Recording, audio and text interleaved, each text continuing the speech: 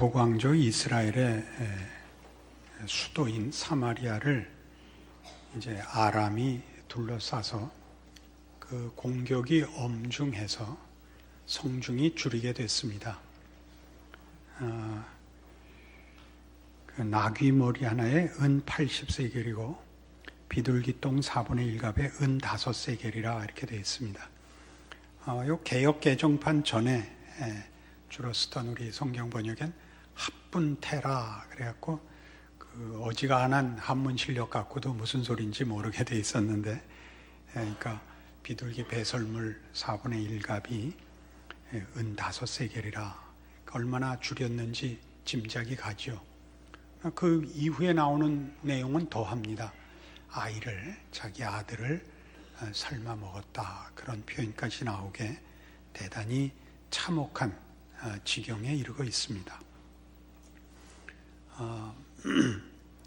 이 곤경에 대하여 이스라엘 왕의 태도가 그런데 대단히 괴이합니다. 그는 이 문제를 하나님 탓으로 돌리고 있는 것을 보게 됩니다.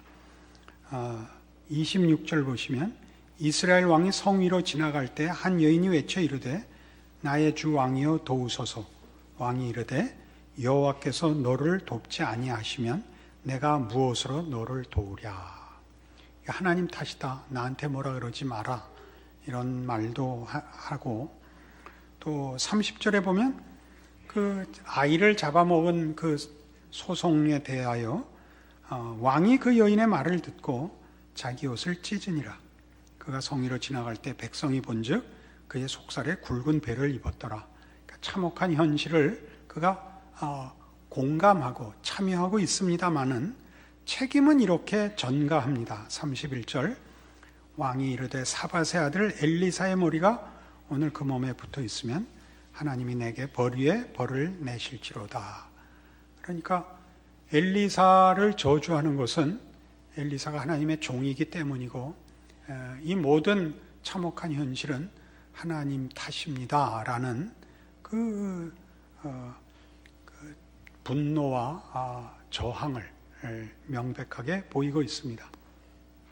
엘리사가 나중에 이 문제를 하나님이 해결하셔서 내일 이맘때가 되면, 그러니까 24시간 내에 이제 이 모든 문제가 해결이 되고 좋은 스테이크 10인분에 200원 하고 햄버거 같은 거는 공짜로 먹을 겁니다 라는 식의 얘기를 하자 7장 2절에 보면 그때 왕이 그의 손에 의지하는 자 곧 한 장관이 하나님의 사람에게 대답하여 이르되 여호와께서 하늘에 창을 내신들 어찌 이런 일이 있으리요. 그러니까 하나님이 하늘에 창을 열어도, 하늘에 있는 것을 쏟아 부어도 그렇게까지는 못할 것입니다. 지금 이 줄여 있는 것을 채우고 넘치게 하지 못할 것입니다. 조금 더 깊은 의미로 하나님이 그렇게 하실 수 있었다면 여태껏 뭘 하고 있었단 말입니까? 라는 얘기까지 포함된 그 부정적인 답을 냅니다. 엘리사가 뭐라 그랬다고요? 네 눈으로 볼 것이다, 그러나 너 먹지는 못한다. 실제로 적군이 물러가고, 이제 그 적군이 물러가고 그 군량미랑 군수품이랑 남겨놓은 것을 서로 가지려고 백성들이 성문으로 뛰어나갈 때 밟혀서 죽고 맙니다. 이 일들은 열왕기서가 기록될 때 그 최초의 독자가 그 포로된 이스라엘 백성이었다는 것을 기억해야 합니다. 포로된 이스라엘 백성들이 이 사건을 알고 있는 이스라엘 백성들입니다. 경험을 한 세대로부터는 한참 떨어졌지만 이건 워낙 큰 사건 아닙니까? 아이를 잡아먹을 만큼 굶주렸던 곤경과 그 곤경을 단번에 바꾸어 모든 물건이 넉넉해지는 그런 기적 같은 결과를 보았으므로 이스라엘 백성들에게는 잊을 수 없는, 우리 보통 얘기하는 살수대첩하는 식으로, 귀주대첩, 한산대첩하는 식으로 후손들에게 전달된 내용이요. 다 알고 있는 내용입니다. 다시 말해서 이 모든 것은 역사적 사실이었던 것입니다. 어떤 역사적 사실이죠? 참으로 무섭고 공포스럽고 참혹한 현실이었으며 또 놀랍고 기이하고 정말 이해할 수 없는 하나님의 반전이지요. 우리는 우리의 인생 속에서도 바로 이런 현실을 만납니다. 우리가 세상 속에 살면서 세상이 얼마나 무서운지, 현실이 얼마나 무서운지를 경험하며 삽니다. 이런 세상 속에서 여러분 살아남는다는 게 보통 어려운 것이 아닙니다. 정직하고 겸손하고 양보하고 정직하고는 살아남을 수 없을 만큼 세상은 무섭습니다. 자기 아이를 잡아먹어야 될 만큼의 참혹한 요구를 하는 것이 우리가 직면하고 있는 현실입니다. 우리 아이를 키우는 것도 어렵습니다. 올바로 아이가 클 수 있는 환경은 없고 무시무시한 환경만 있습니다. 교육도 또는 사회 분위기도 질서도 사람을 사람답게 키우는 것보다 사람으로 하여금 못할 짓을 하게 만드는 사회의 분위기와 혼란 속에서 우리 아이들을 길러야 합니다. 무슨 공부를 그렇게 하루 종일 시켜야 되는지 이해가 안 가고, 그렇게 하루 종일 초등학교 들어가기 전부터 대학 졸업하고 대학원 보내고 그렇게 공부를 열심히 시켰는데도 왜 그렇게 하나도 안 훌륭해지는지, 그것도 참 기이한, 그러나 한마디로 이건 아닙니다, 이래야 됩니다 라고 답할 만큼 간단하지 않은 현실을 우리가 삽니다. 우리는 사실 신자로서 더욱 우리가 살고 있는 현실이 공포스럽습니다.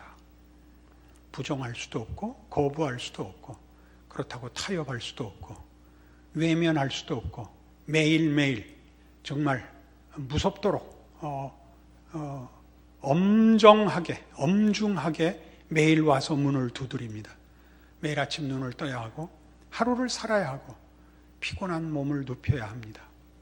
그러나 우리는 여기서 이런 기록을 기록한 성경이 가지는 중요한 조금 깊은 답을 만납니다. 그 답은 뭐냐면 우리가 살면서 보는 세상이 우리에게 펼쳐 보이는 것이 현실이 전부는 아니다 하는 사실입니다.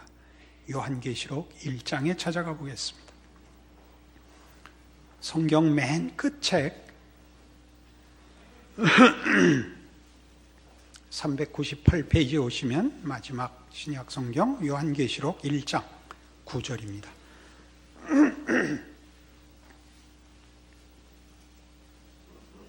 나 요한은 너희 형제요 예수의 환난과 나라와 참음에 동참하는 자라. 하나님의 말씀과 예수를 증언하였으므로 말미암아 반모라 하는 섬에 있었더니 주의 날에 내가 성령에 감동되어 내 뒤에서 나는 나팔 소리 같은 큰 음성을 들으니 이르되 네가 보는 것을 두루마리에 써서 에베소, 서머나, 보가모, 두아디라, 사데, 빌라델피아, 라오디게아 등 7 교회에 보내라 하시기로 몸을 돌이켜 나에게 말한 음성을 알아보려고 돌이킬 때 7 금촛대를 보았는데 촛대 사이에 인자 같은 이가 발에 끌리는 옷을 입고 가슴에 금띠를 띠고 그의 머리와 털의 희기가 흰 양털 같고 눈 같으며 그의 눈은 불꽃 같고 그의 발은 풀무불에 단련한 빛난 주석 같고 그의 음성은 많은 물소리와 같으며 그의 오른손에 7 별이 있고 그의 입에서 좌우에 날선검이 나오고 그 얼굴은 해가 힘있게 비치는 것 같더라. 내가 볼 때 그의 발 앞에 엎드러져 죽은 자같이 되매 그가 오른손을 내게 얹고 이르시되 두려워하지 말라. 나는 처음이요 마지막이니 곧 살아있는 자라. 내가 전에 죽었었노라.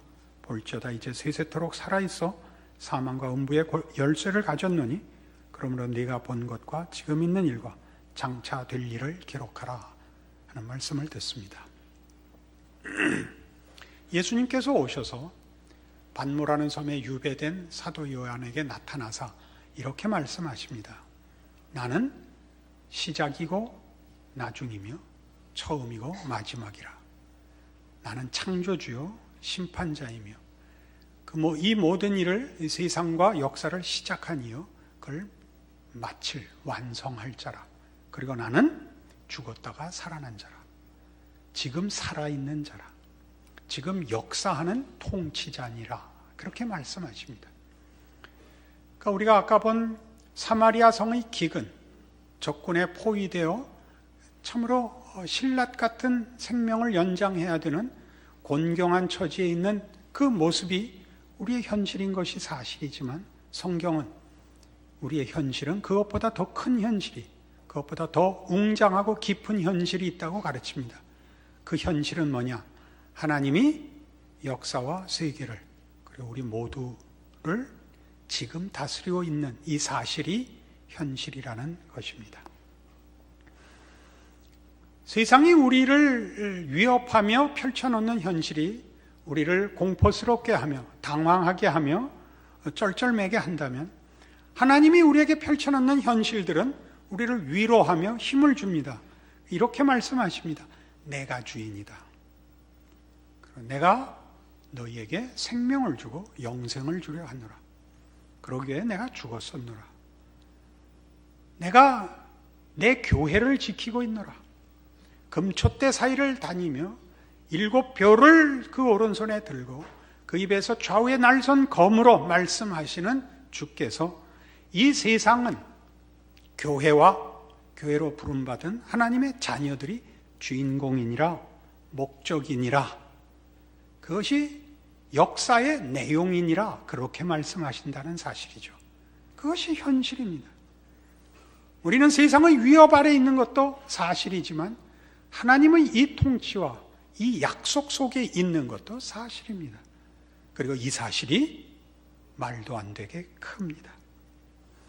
우리는 이 7교회에 보낸 편지들이 하나님께서 말하자면 이 세상 역사에 무엇을 요구하시는가, 무엇을 이루려고 하시는가를 요약했다는 사실을 압니다. 각 나라 왕에게 편지를 하지 않습니다.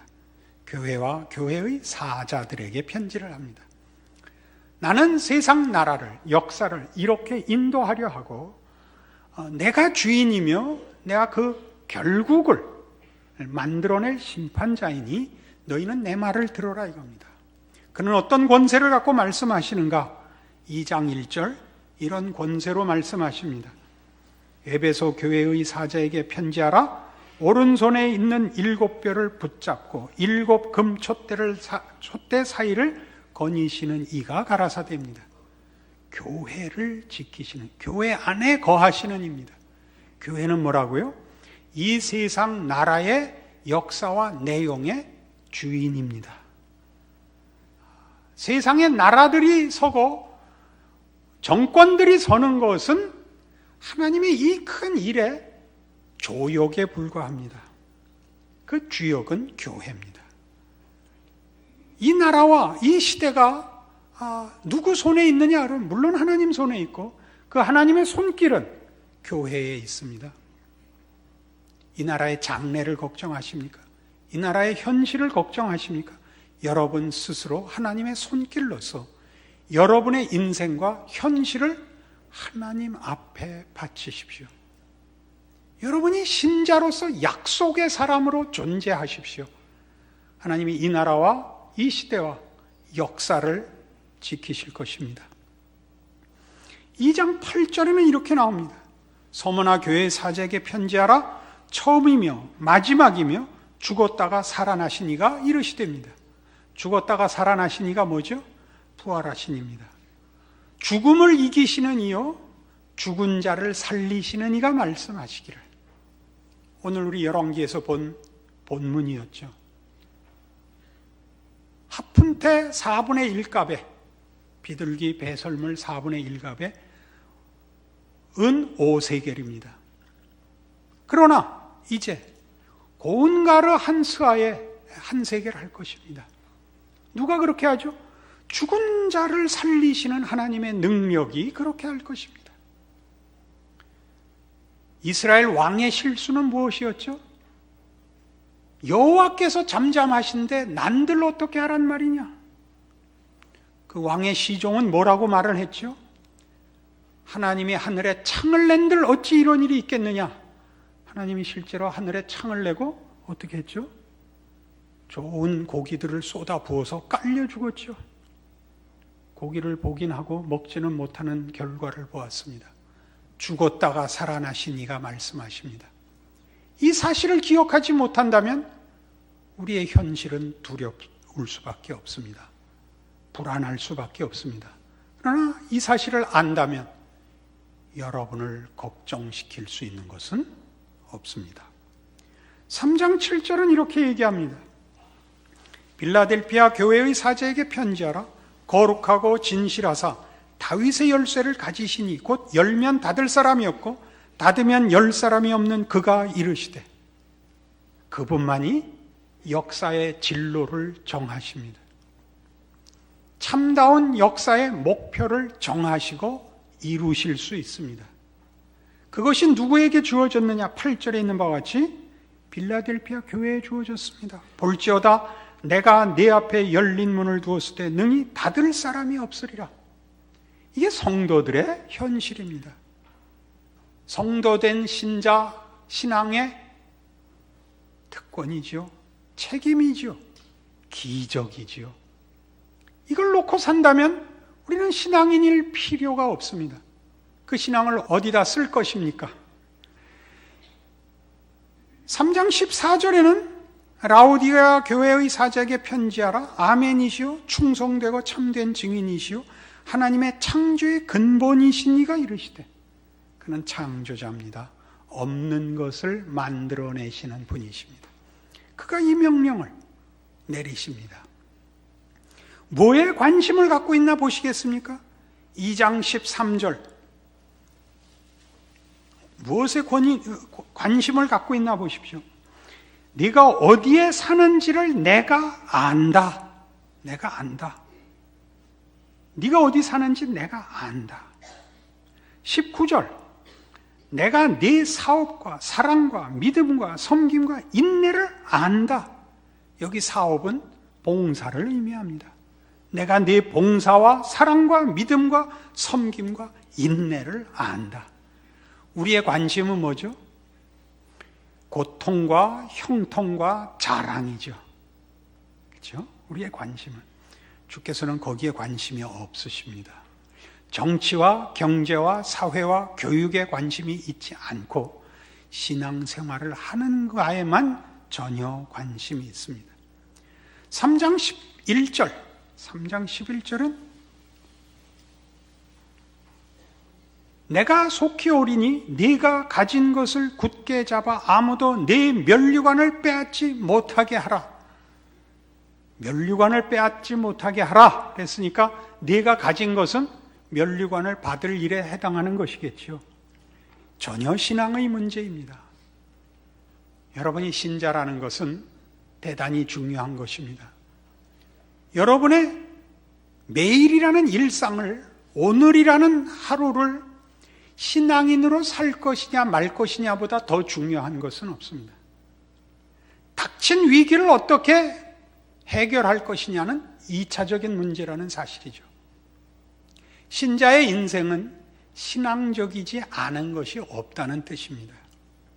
하나님을 믿고 살 것이냐, 하나님 없이 살 것이냐 밖에 없습니다. 고통을 면하기 위하여, 내가 이 문제를 해결하여 편하기 위하여 세상의 위협과 세상이 요구하는 시험에 타협할 것이냐, 믿음으로 버틸 것이냐인데, 여기서 믿음으로 버틴다는 것은 외면하고 현실에서 도피한다는 뜻 아닙니다. 믿음이라는 이름으로 그냥 큰 소리를 친다는 뜻이 아닙니다.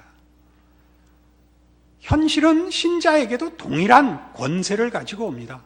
고통은 견디기 어렵고 위기는 해결하지 않고서 다른 방법이 없습니다. 그러나 성경이 얘기하는 것은 고통과 위기를 면하는 것이 답이냐 이렇게 묻습니다.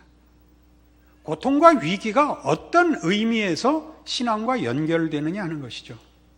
여러분이 실패와 절망으로 하나님을 찾아간다면 그 실패와 절망은 결코 불운한 것이 아닐 것입니다.